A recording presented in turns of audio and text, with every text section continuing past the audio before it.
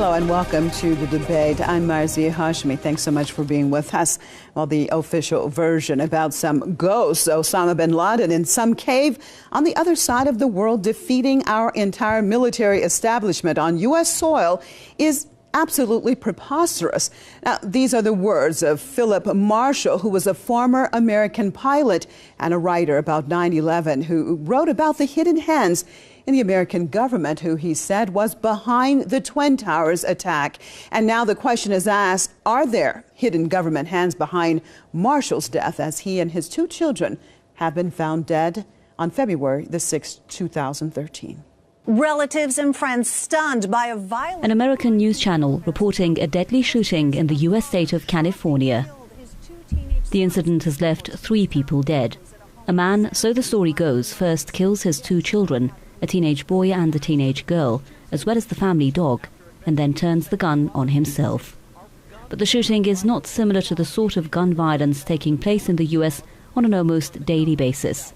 The man has been identified as Philip Marshall, a 54-year-old former airliner pilot who authored 2 books on the 9/11 attacks, which he declared was an inside job.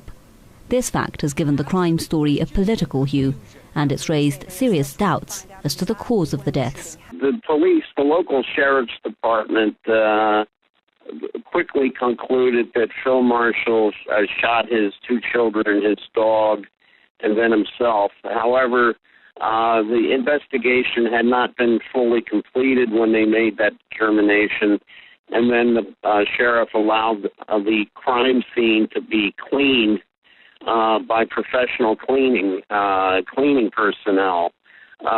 So there has been a real problem in lost evidence, lost clues, and the right now there's a demand for either the Attorney General of the state of California, Kamala Harris, to launch her own investigation of Marshall's death, or the U.S. Attorney General, Eric Holder, ordering the FBI in to conduct an independent investigation.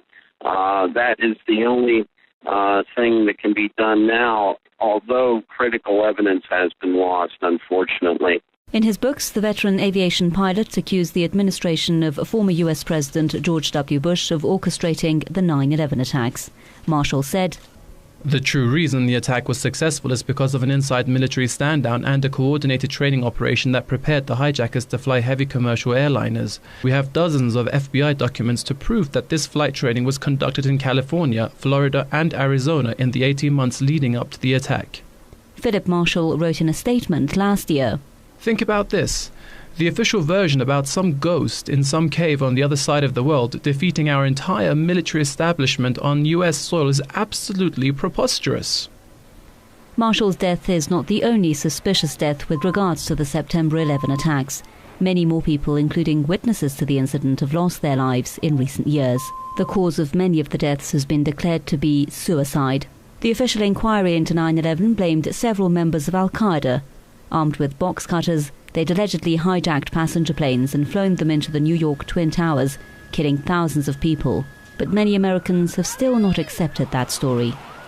The U.S. unleashed a devastating war on Afghanistan in the wake of 9/11. The stated aim, dismantling Al-Qaeda and killing or capturing its then leader Osama bin Laden. Many believe the war on Afghanistan was a front for invading Iraq, the country which sits on the 2nd largest oil reserves in the whole world. Well, I'd like to welcome both my guests to the program. Out of Wisconsin, a member of the scientific panel for the investigation of 9/11, Mr. Kevin Barrett. And out of Berkeley, California, investigative journalist, Mr. Lee Kaplan. Thank you both for being with us right here on The Debate. Well, let me start this off in Wisconsin with Mr. Barrett. Well, let's start from the beginning. Do you think that Marshall was murdered? Well, when I heard about this, I was actually attending the Hollywoodism conference in Tehran, and it did sound very suspicious. Philip Marshall had written a book called The Big Bamboozle, which outlines a lot of interesting information about 9/11. I don't necessarily agree with all of his conclusions about the details of 9/11, but he certainly was casting severe doubt on certain aspects of the official story, and that did make his book somewhat dangerous. But I think more importantly, he had said to his friends and associates before he was killed that he was sitting on a bombshell, some kind of information that was going to change everything, and he was going to be publishing this in his next book. And so that may have been a mistake to talk about that.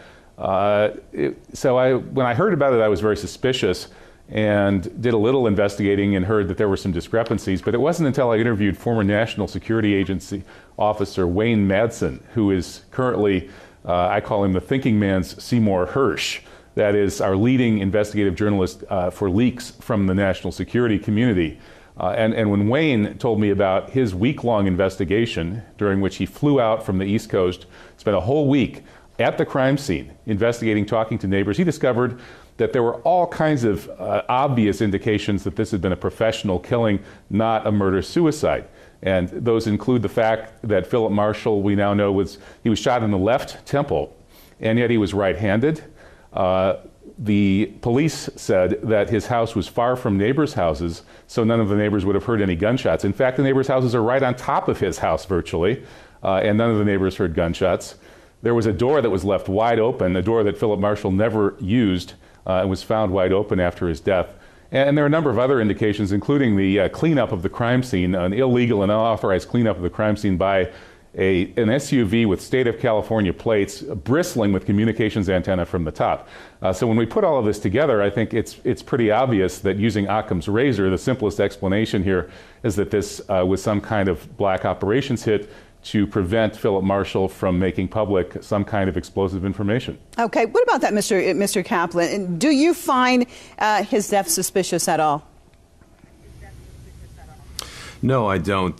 If we're going to use Occam's razor as a frame for this event, the Calaveras County Sheriff did investigate this. They're professionals, and they determined that the man killed his children and the dog and committed suicide, and this was due to the fact that he was estranged from his wife, who was away in Turkey. There were apparently text mails that his daughter had sent to friends, in which she was so frustrated with her father that she had wished that the family cat's claws could be shoved into his face. The fact is that he was distraught over the fact his wife was leaving him. He had actually filed a burglary complaint against his wife for going into the family home in 2008. She subsequently had to file charges against him for assault at one point. And the man knew that his marriage was ending. He didn't want to give up custody of the children, and he committed suicide. Well, Mr. Kaplan, I'd like to why do you think that about this. Okay, why do you think that the crime scene itself was It's ridiculous. Almost was cleaned up so rapidly? Well, well, let me give you something to say about Mr. Jarrett. Mr. Barrett. Mr. Barrett is a conspiracy theorist. He writes for Veterans Today. We're on Iranian TV here. The Velati Faqih regime. That's the biggest veterans publication in America.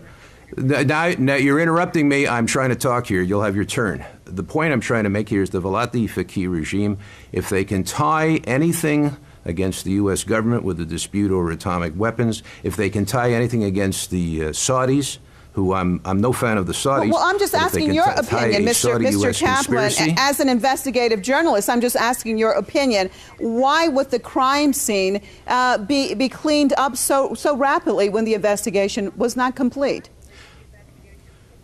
We don't know that the crime scene was cleaned up so rapidly. From what I've read from the Calaveras County Sheriff, they did an investigation. They described the scene. Now, you can go to Mr. Barrett's websites and to Veterans Today, and you can see all kinds of conspiracies that the Israelis and the Jews are behind it, which is typical Iranian fare. You can also understand that I was reading on one of those websites, for example, that the gun was found underneath the body of Mr.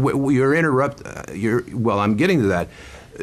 On your website, there was a statement that the gun was found underneath Philip Marshall's body. And the fact is, we don't know that that's what occurred. He just made a statement that he was shot in the left temple when he used his right hand. Whatever he says in the interview here isn't necessarily true. And based on what I've seen from the Calaveras County Sheriff, and that's the official government body that was there, they ruled this as a killing and a suicide. Okay. For a man whose wife was leaving him. All right. What about that, Mr. Barrett? And frankly, I believe that's what was true. All right, Mr. Barrett, how likely is that to be a case, that it's simply a case of some domestic dispute and that the man decided to kill his children and himself because of a breakup? Well, this is pretty hilarious. I don't know where you got this guy, but this is about the lamest excuse for an attempt to debunk a conspiracy story that I've ever heard, and I've heard a lot of them. I've heard a lot of really bad ones, but this is the worst. This is quite hilarious. This guy has absolutely no grasp of any of the evidence around the Philip Marshall killing, so he starts claiming that I have a website that has information about conspiracies, and he uses this pejorative term conspiracy theorist to try to say that don't listen to what I say. This has nothing to do with the actual evidence of the event that we're talking about. And the reason that he's distracting you and trying to divert your attention away from this case is because that he knows he doesn't have a case. Everything he said about Philip Marshall, you could say probably about 2/3 of the men in America right now. They have the teenage daughter is mad at him once. And of course, that's preserved by our ubiquitous internet.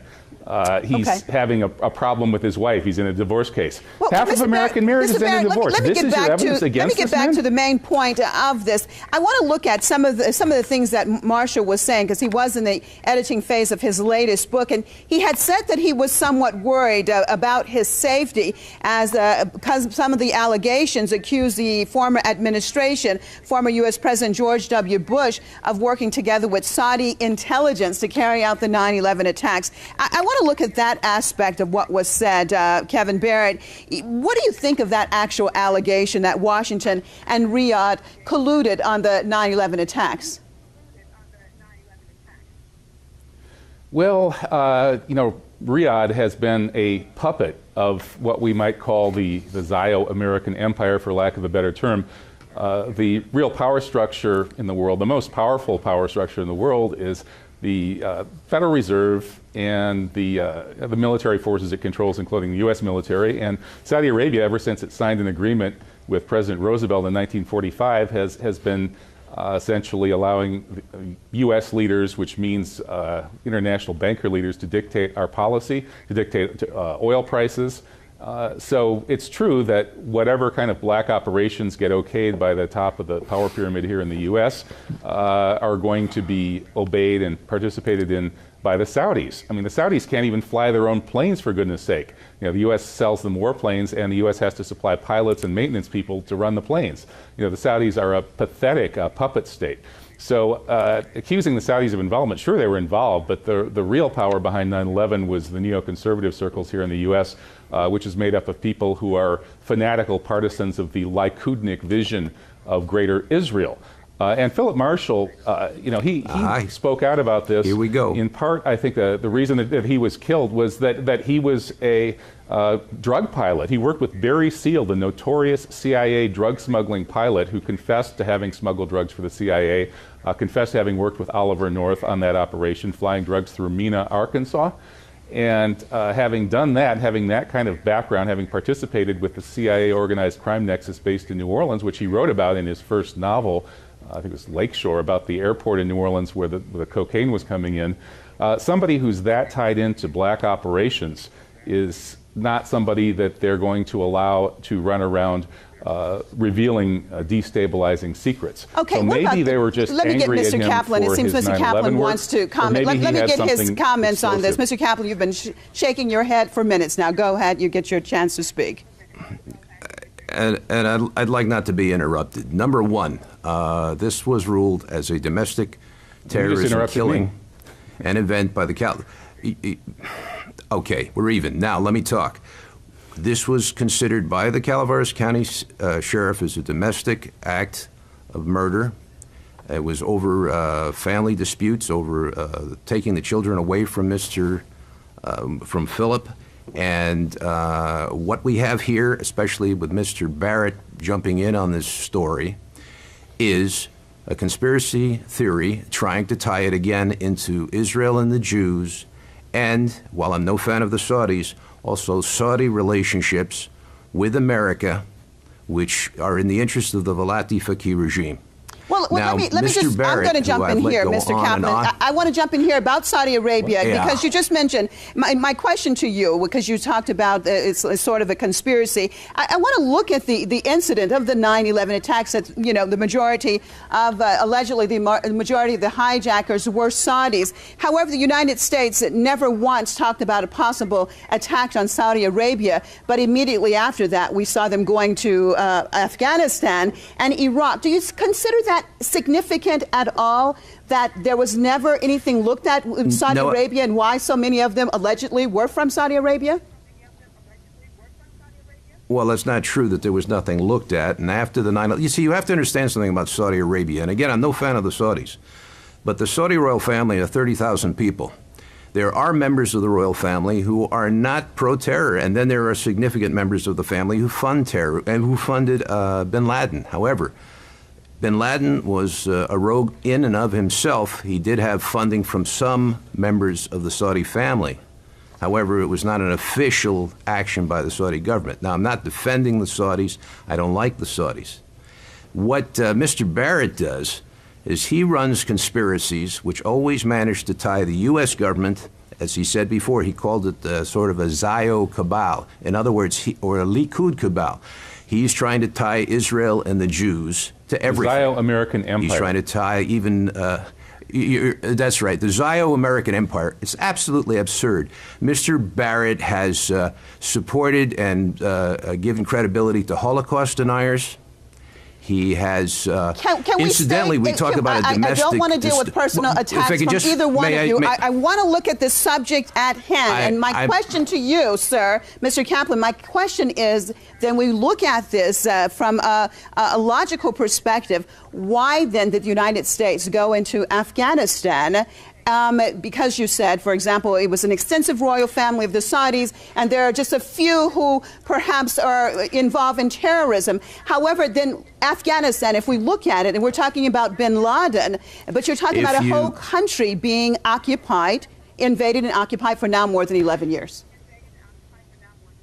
If you know your history, you know that the Taliban regime in Afghanistan was giving host to Osama bin Laden.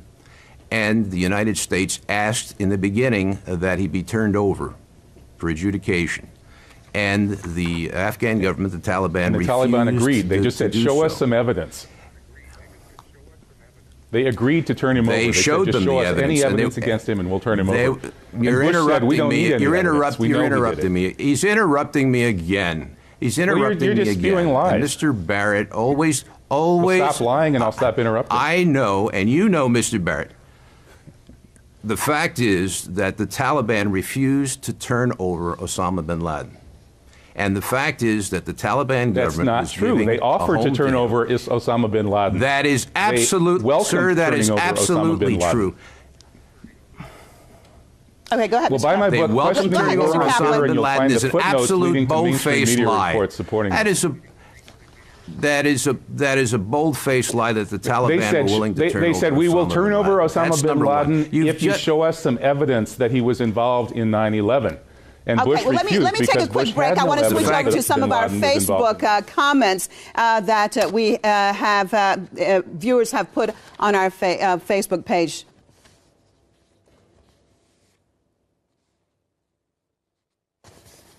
Okay, the first one. Some people from the caves far away in Afghanistan can't execute mission on that scale. And the second one, that was from Salim Said, and this one's from Saima Noor. The 24-year-old Bradley Manning exposed all data, videos of Iraq, Afghanistan, torture and genocide. He's serving lifetime in prison. May Allah help him. From Dan Evans, still going on with the 9/11 conspiracy nonsense. After all these years, there isn't one piece of evidence to indicate that it was an inside job. In fact, all the evidence points to Al-Qaeda, and they even repeatedly admitted it, along with their many other attacks. And from Saeed Gilani, he says, to solve this math, look at the aftermath. The ones who gain are the ones who were behind this. Invading Iraq, invading Afghanistan, blank check from Congress to fight terrorists, turn Americans to hate Muslims. Homeland security was invented. Billions of dollars were stolen from Iraq. 1.5 million people killed. There are just some stuff happened after. These are just some stuff that happened after 9/11. Now you still are saying that a couple of Muslims are behind this? Well, let's take a look at some of these comments. Let's start off with Mr. Barrett. Mr. Barrett, your take on this. I mean, the majority of our viewers have basically said that, pointing to the first one, talking about caves that far away in Afghanistan, they could not have executed a mission like this. I want to look at the actual situation that happened on 9/11, because that has been the question from the very beginning, that so much of, we're talking about the United States, which has a very, very high security system in place. And we're talking about these airplanes even hitting the Pentagon, the most controlled airspace in the world, and coming from these people who were operating this out of Afghanistan in caves. Tell me your perspective on this. Well, of course, the official story of 9/11 is ridiculous on its face. Nobody would ever have accepted it as a novel. And of course, the official 9/11 Commission report does read like a novel, because it is a novel. Philip Zelikow, who describes himself as an expert on the quote-unquote creation and maintenance of public myths, such as the myth of the surprise Japanese attack that we weren't expecting on Pearl Harbor, drafted the entire 9/11 Commission report, chapter by chapter, in outline form, before the Commission had even convened. I suspect that draft was probably the draft for the script of the operation itself. Now, it's obvious that the official story is wrong if you just look at a couple of things. One is the obvious controlled demolition of Building 7, which happened at 5:20 something in the afternoon on 9/11. It was reported 20 minutes early by the BBC. The owner of the World Trade Center, Larry Silverstein, later he admitted that he had been involved in a decision to, quote, pull it or conduct a controlled demolition of Building 7. And yet he was in a mobbed-up courtroom. He was able to get a double indemnity on his insurance money, including nearly $1 billion for Building 7 alone, the building that he admitted that he had demolished. Another aspect that's just obviously wrong about the official story is this notion that they could hit the Pentagon at 9:35 in the morning, when in fact the first planes had supposedly been noticed off course at 8:14 in the morning, almost an hour and a half earlier. So for an hour and a half, these supposedly hijacked airliners could just fly around anywhere they want to go, disappear from everybody's radar screen, suddenly reappear out of nowhere over Washington, D.C., and do an amazing stunt maneuver that kind of plane wasn't even capable of, to put a tiny little hole surrounded by intact windows in only the first floor of the Pentagon with not a scratch on the lawn. The whole story is absurd. Okay. And it doesn't take very much digging to figure that out. I'm so sorry to interrupt you, Mr. Barrett. I mean, I would love to continue with this discussion, but we are out of time. I'd like to thank both of you for being with us. Member of Scientific Panel for the investigation of 9/11, Mr. Kevin Barrett out of Wisconsin, and investigative journalist Mr. Lee Kaplan out of Berkeley, California. Thank you both, and thank you, viewers, for being with us. Make sure you join us right here, same time, same place tomorrow. I'm Marzia Hashmi signing out from Tehran. Goodbye.